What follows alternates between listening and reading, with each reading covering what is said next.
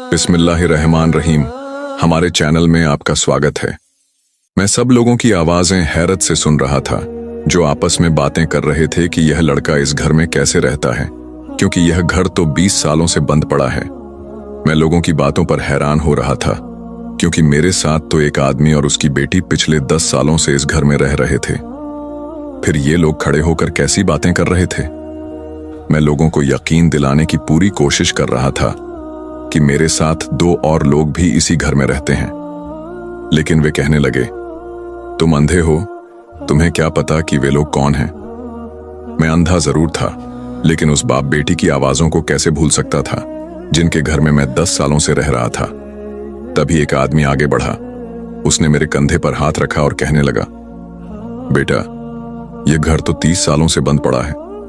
कहीं तुम्हारे अंधेपन का फायदा उठाकर कोई जिन्न तो तुम्हारे साथ नहीं रह रहे। उसकी बात ने मेरे वजूद में सनसनी दौड़ा दी। मैं उस लड़की को कैसे भूल सकता था।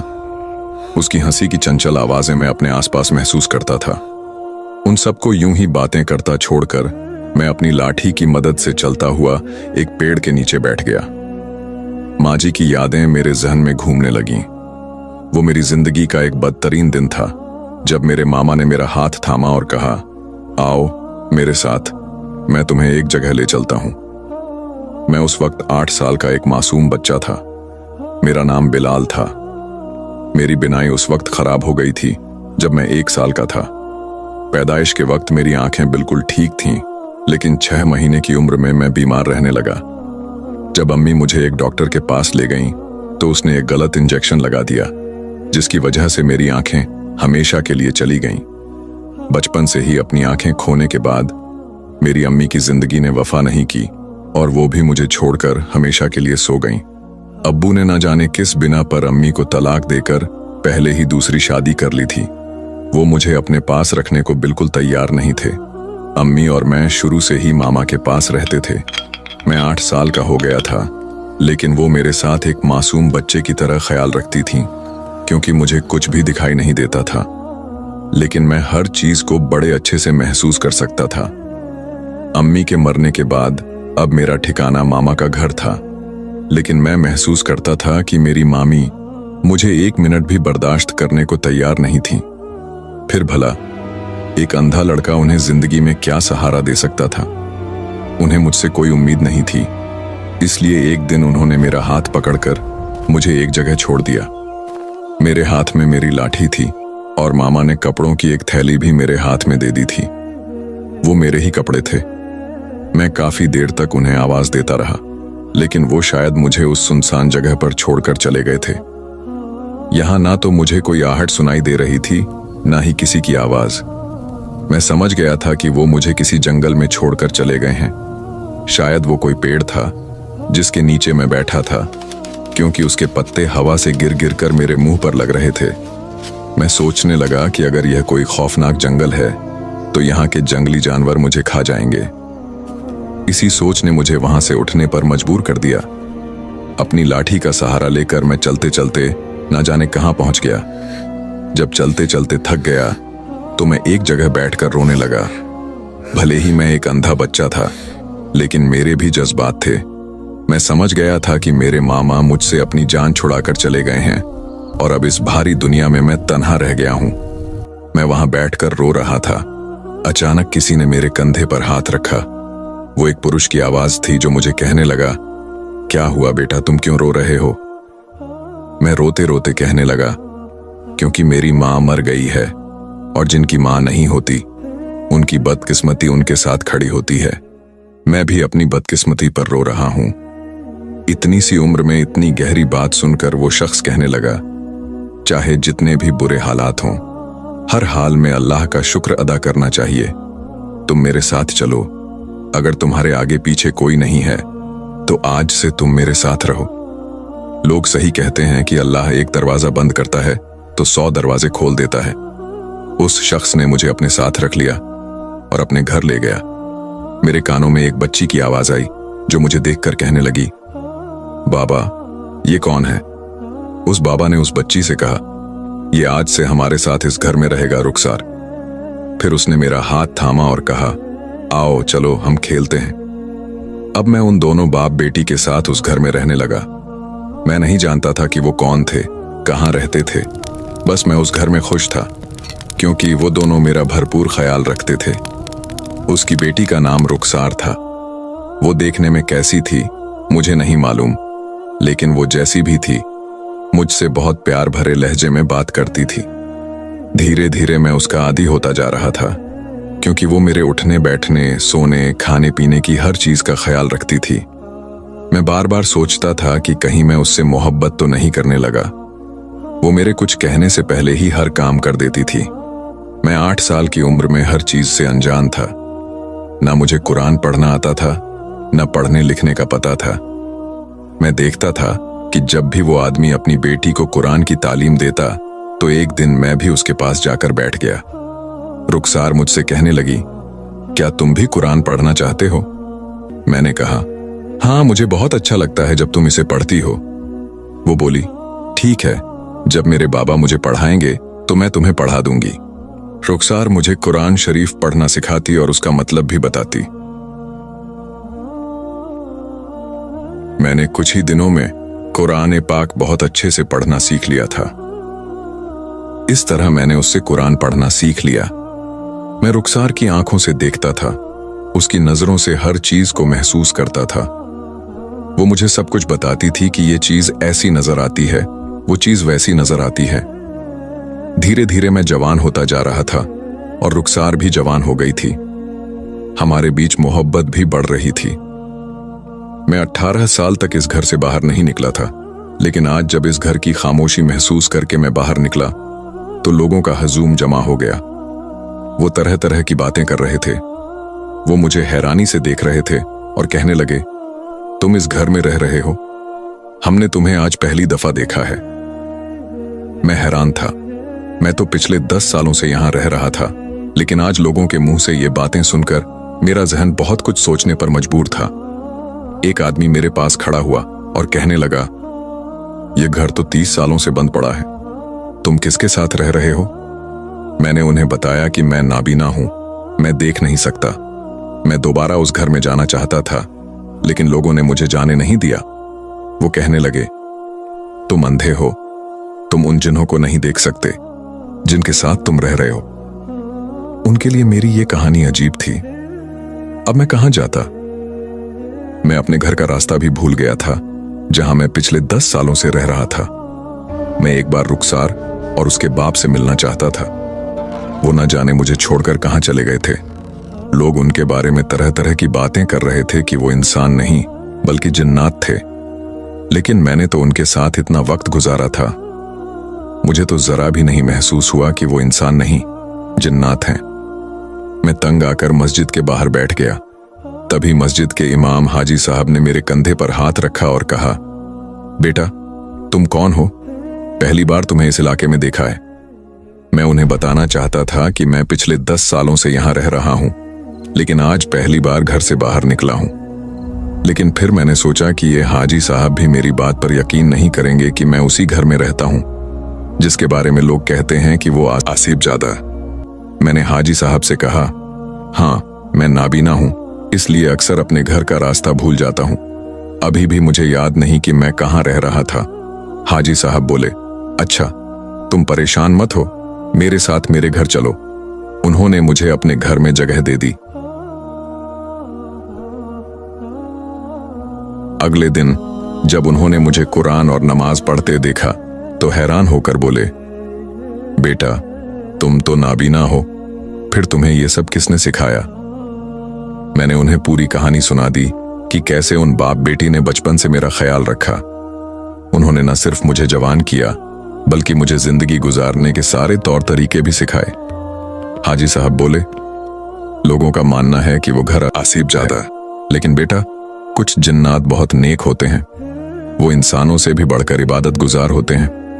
मुझे लगता है कि तुम्हारा वास्ता ऐसे ही नेक जिन्नात से पड़ा था जिन्होंने तुम्हारी जिंदगी बदल दी।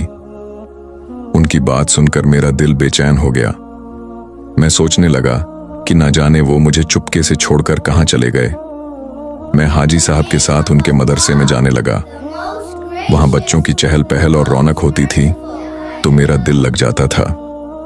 मैं अपने जैसे नाबीना बच्चों को तालीम देने लगा।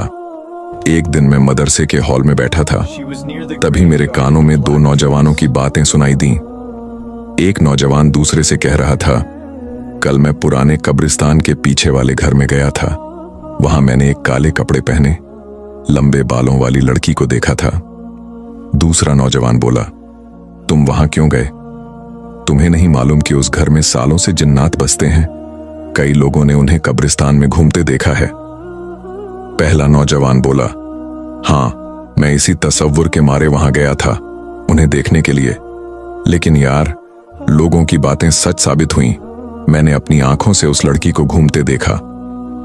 मेरे दिल में ख्याल आया कि कहीं वो लड़की रुखसार तो नहीं, क्योंकि आखिर वो भी तो एक जिन्नात थी। मैंने उसी जगह जाने का फैसला किया।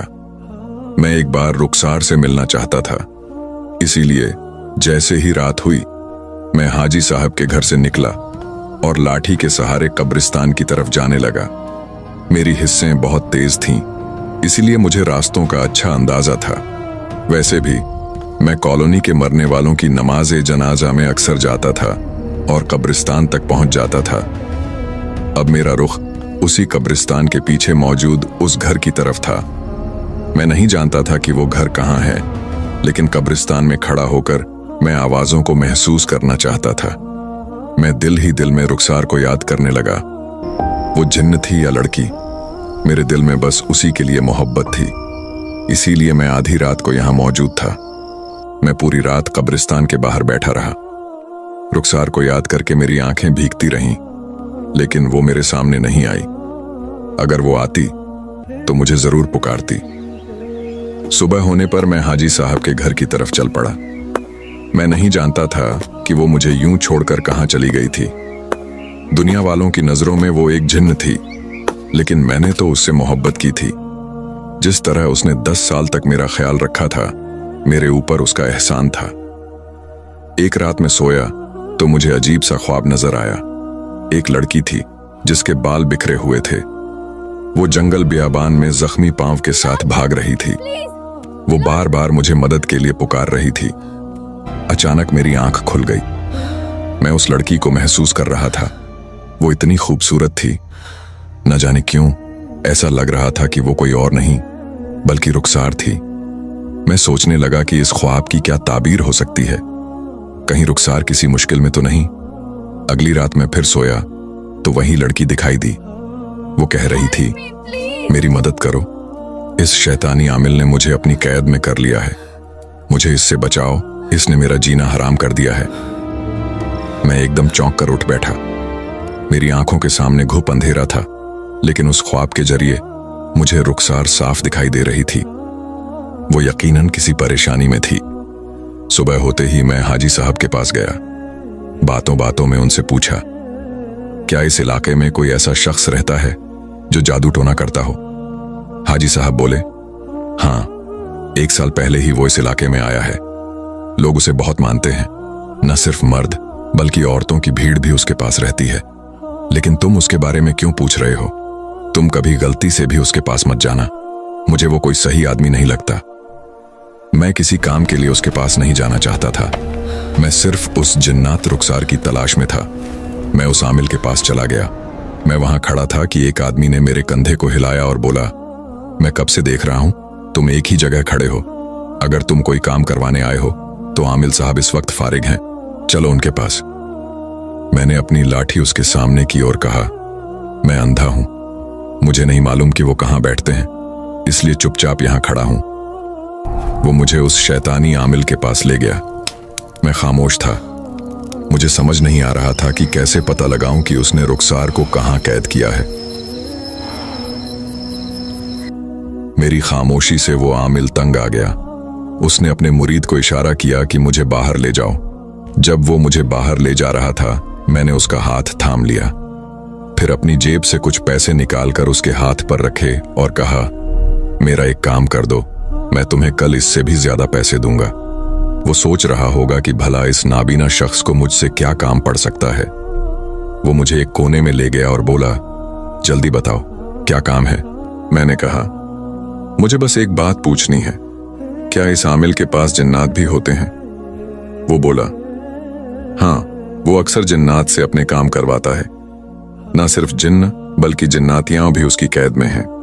वो जब चाहता है उन्हें मजबूर करके अपने काम करवा लेता है। उसकी बातें सुनकर मुझे यकीन हो गया कि रुखसार वाकई उस आमिल की कैद में है। अब मुझे किसी भी तरह रुखसार को उसकी कैद से छुड़वाना था। मैं चुपचाप घर आकर सोच विचार करने लगा। मैं सोचने लगा कि उस आमिल के पास जाने के लिए मेरे पास दौलत होनी चाहिए, जो मेरे पास बिल्कुल नहीं थी। फिर मैंने एक जिन्न की मदद लेने का सोचा। मैं दोबारा उस आसिफ ज़ादा घर में गया। वहां जाकर मैंने महसूस किया कि कोई मेरी बात सुनकर मेरी मदद करेगा। अचानक मेरे कानों में किसी की आवाज आई। वो रुखसार का बाप था जो मुझे पुकार रहा था। मैं उसकी आवाज सुनकर हैरान रह गया। मैंने कहा, आप और आपकी बेटी रुखसार कहाँ गायब हो गए थे? वो बोला, हम मजबूर होकर तुम्हें यहां अकेला छोड़कर चले गए थे क्योंकि मेरी और मेरी बेटी की जान को खतरा था। वो खतरा किसी और से नहीं, उसी आमिल से था। वो एक शैतानी आमिल है। जब से वो इस बस्ती में आया है उसने सारे जिन्नात का जीना हराम कर रखा है। कभी वो किसी को कैद कर लेता है, कभी किसी पर जादू करता है। आखिरकार उसकी नजरों में हम दोनों बाप बेटी भी आ गए। हमारा कबीला नुकसान नहीं पहुंचाता, इसलिए हम मजबूर होकर ये घर छोड़कर चले गए। लेकिन तब तक उस आमिल ने मेरी बेटी को अपनी कैद में कर लिया। मैं इस घर में वापस आकर अब दिन रात उसका इंतजार करता हूं। मैं उस आमिल के पास भी नहीं जा सकता, वरना वो मुझे भी कैद कर लेगा। मैंने कहा, आपका मुझ पर बड़ा एहसान है। मैं आपकी मदद करना चाहता हूं। मैं रुखसार को उस आमिल की कैद से छुड़वाऊंगा। वो जिन्न बोला, अगर तुम मेरी बेटी को आजादी दिलवाओगे तो मैं तुम्हारी मदद करूंगा। मैंने कहा, ठीक है, वो आमिल लालची है, उसे पैसे की हवस है। हमें एक नकली खजाना चाहिए। मैं वो खजाना लेकर उसके पास जाऊंगा और कहूंगा कि अगर उसने मेरा काम कर दिया तो मैं ये सारा खजाना उसके हवाले कर दूंगा। वो जिन्न बोला, खजाना हासिल करना मेरे लिए मुश्किल नहीं। मैं वो नकली खजाना जमीन से निकालकर तुम्हें दे दूंगा। मुझे इस बात की खुशी थी कि इस काम में मैं अकेला नहीं था। मैं हाजी साहब के घर लौट आया। वो मेरा इंतजार कर रहे थे। वो बोले, बेटा, आजकल हालात ठीक नहीं है, ज्यादा बाहर मत रहा करो। मैंने उनकी बात मान ली क्योंकि उन्होंने मुझे अपने घर में जगह दी थी। अब मुझे ये काम छुप कर करना था। अगली रात मैं चुपके से घर से निकला और उस आसिफ ज़ादा घर में जा पहुंचा। मैं जानता था कि वो जिन्न अपनी बेटी को छुड़वाने के लिए बेताब होगा। उस जिन्न ने वो नकली खजाना मेरे हवाले कर दिया। मैंने उसे छुपा कर रख लिया। अगली सुबह मैं उस आमिल के पास गया। वहां लोगों की भीड़ थी। मैं उन्हें देख तो नहीं सकता था, लेकिन उनकी आवाजें महसूस कर सकता था। मैं एक कोने में खड़ा हो गया। मुझे किसी की मदद चाहिए थी। मैंने उस मुरीद की आवाज सुनी जो मेरे बराबर में खड़ा था। मैंने उससे कहा, मुझे उस आमिल के मुरीद से मुलाकात करनी है। उसने फौरन मुरीद को मेरे पास भेज दिया। मैंने उससे वादा किया, अगर तुम मेरे काम में मदद करोगे तो मैं तुम्हें बड़ा इनाम दूंगा। मेरे पास बहुत दौलत है। वो मुझे आमिल के सामने ले गया।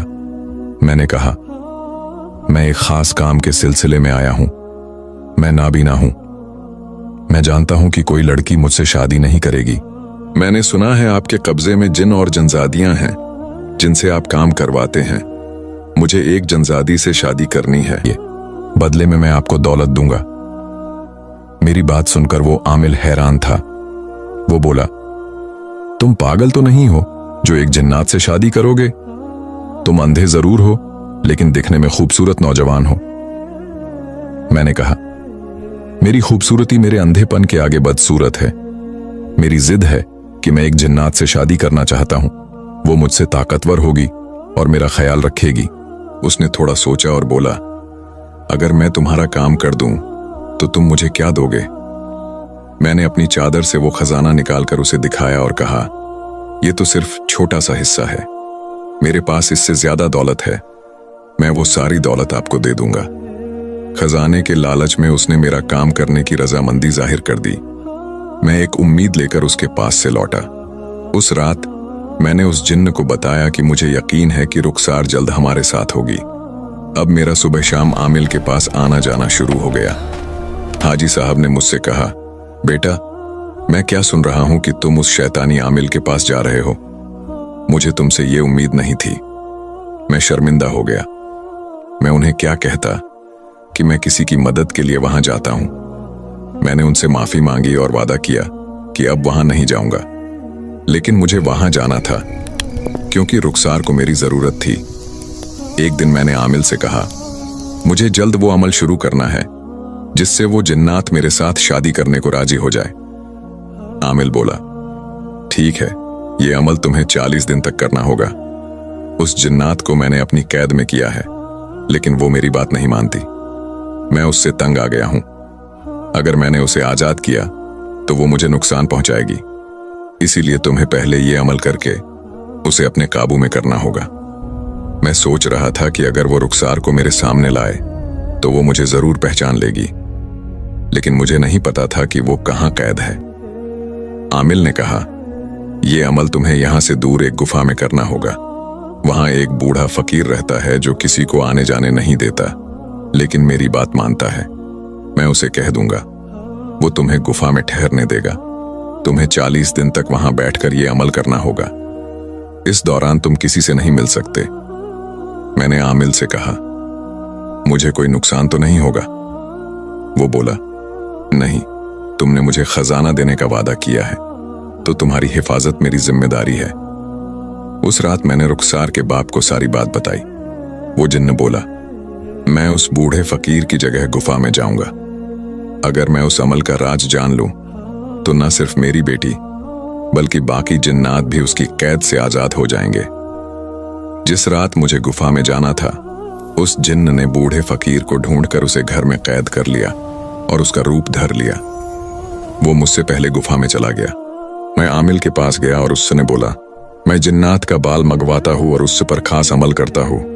इस तरह वो मेरे काबू में आ जाता ही है। ये वो राज था जिसे मैं जान गया था। उसने मुझे एक बाल थमाया और कहा, तुम्हें इस पर गुफा में अमल करना होगा। मैंने आमिल से कहा, मुझे किसी और से नहीं बल्कि आपकी कैद में मौजूद उस जिन्नात से शादी करनी है जो मेरी उम्र की है। पहले उसका नाम बताइए। आमिल नाराज हो गया, लेकिन मैं अपनी जिद पर अड़ा रहा। थोड़ी देर बाद उसने नाम बताया। वो कोई और नहीं, रुखसार थी। मैंने खुशी खुशी रजामंदी जाहिर की। अब मैं पूरे दिल से अमल करने को तैयार था। आमिल मुझे गुफा में छोड़ गया। मैं खुश था कि रुखसार का बाप मेरे साथ था। जैसे ही मैंने रुखसार के बाल पर अमल शुरू किया, उसके चीखने की आवाजें मेरे कानों में आने लगीं। मैं डर गया कि कहीं उसे तकलीफ तो नहीं हो रही, लेकिन यह सब उसे छुड़वाने के लिए था। कभी मुझे उसकी रोने की आवाज सुनाई देती, कभी चीखने की। ऐसा लगता था जैसे वो तकलीफ से बिलबिला रही हो। यह सिर्फ मुझे सुनाई दे रहा था, उसका बाप इससे अनजान था। अगर वो ये चीखें सुन लेता तो मुझे अमल करने की इजाजत नहीं देता। पहला दिन खत्म हुआ तो चीखें बंद हो गईं। मैं बेबसी से बैठा रहा। उसका बाप बोला, मेरी बेटी ठीक तो है ना? मैंने तसल्ली दी, हाँ, 40 दिन बाद वो आपके पास होगी। हमारा खाना पीना सोना सब गुफा में था। जब मुझे खाने की ख्वाहिश होती, वो जिन्न चंद लम्हों में खाना हाजिर कर देता। मैंने उसे वो राज नहीं बताया कि आमिल जिन्नात के बाल से अमल करता है। दूसरे दिन फिर वही तकलीफ भरी चीखें सुनाई दी। मैं उन्हें नजरअंदाज करता रहा क्योंकि मुझे रुखसार को आजाद करवाना था। कई दिन बीत गए और आखिरी रात आ गई। उस रात मौसम खराब था, बारिश हो रही थी और बिजली की गड़गड़ाहट दिल दहला रही थी। मैं ये नज़ारे देख तो नहीं सकता था, लेकिन सब सुन रहा था। तेज हवा से बारिश का पानी गुफा के अंदर तक आ रहा था। मुझे हर हाल में अमल पूरा करना था। जैसे ही मैंने अमल शुरू किया, बारिश और रुखसार की तकलीफें मुझे परेशान कर रही थीं। मेरे सिर में दर्द था, कंधों पर बोझ था, लेकिन मैंने अमल जारी रखा। आखिरकार रात बीत गई और 40 दिन का अमल पूरा हुआ, लेकिन रुखसार मेरे सामने जाहिर नहीं हुई। मुझे गुस्सा आया। क्या मेरी मेहनत बेकार हो गई? मैं आमिल के पास पहुंचा। वो बोला, तुम्हारी मेहनत बेकार नहीं हुई। अब मैं उस जिन्नात को तुम्हारे साथ भेजूंगा। वो तुम्हारी गुलाम बन जाएगी। थोड़ी देर बाद मुझे उसकी खुशबू महसूस हुई। मेरा दिल उसे पहचान गया। उसने खुशी खुशी मेरे साथ जाने की रजामंदी जाहिर की। आमिल बोला, तुम्हारा काम हो गया, मैंने इस जिन्नात को तुम्हारे हवाले कर दिया, अब वो खजाना मुझे दे दो। मैंने नकली खजाना उसके हवाले कर दिया और रुखसार के साथ उस घर में लौट आया जिसे लोग आसिफ जदा कहते थे। रुखसार बोली, मैं तुम्हें पहचान गई, तुम वही हो जिसे मेरे बाप ने 10 साल तक अपने घर में रखा। तुमने आमिल के साथ मिलकर मुझे अपनी बंदी बना लिया। मैंने कहा, मैंने तुम्हें गुलाम नहीं बनाया, मैंने ये सब तुम्हें उसकी कैद से छुड़वाने के लिए किया। तुम्हारे बाप ने मेरी मदद की, अगर तुम्हें यकीन नहीं तो उनसे पूछ लो। उसके बाप ने मेरी बातों की तस्दीक की। रुखसार बार बार मेरा शुक्रिया अदा करने लगी। मैंने कहा, मैंने ये लालच में नहीं किया, ये तुम दोनों के एहसानों का बदला चुकाने की कोशिश थी। मैं भले नाबीना हूं, लेकिन मैंने तुम दोनों की आंखों से इस दुनिया को देखा है। रुखसार बोली, तुम बहुत अच्छे इंसान हो, मुझे तुम्हारे साथ रहने में कोई एतराज नहीं, लेकिन मैंने कहा, मैं तुम्हें अपने साथ नहीं रखूंगा, तुम अपने कबीले में जाओ और अपनी जिंदगी गुजारो। वो दोनों अपने कबीले में जाने के लिए रवाना हो गए। जाते जाते उसके बाप ने कहा, अब वो राज बता दो जिसकी वजह से हमारे कबीले के जिन्नात कम हो रहे हैं। मैंने कहा, वो आमिल तुम्हारे बाल लेकर खतरनाक अमल करता है जिससे तुम्हारी ताकत खत्म हो जाती है, तुम्हें अपने बालों की हिफाजत करनी होगी। वो दोनों ये राज जानकर बहुत खुश हुए और अपने कबीले में चले गए, लेकिन मैं रुखसार की जुदाई महसूस करने लगा। मेरी जिंदगी में किसी और की जगह नहीं थी, लेकिन उन दोनों का एक खास मकाम मेरे दिल में था। मैं हाजी साहब के घर लौट आया। वो मुझसे पूछते कि मैं कहाँ था, लेकिन मैं कहता कि किसी जरूरी काम से गया था।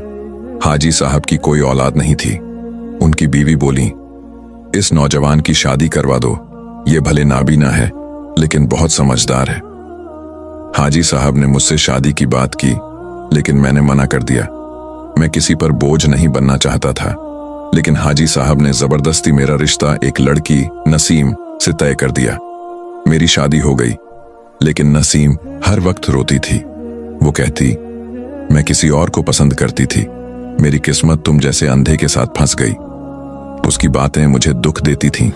एक दिन मैंने कहा, अगर तुम्हें मेरा साथ पसंद नहीं तो तुम मुझे छोड़कर जा सकती हो।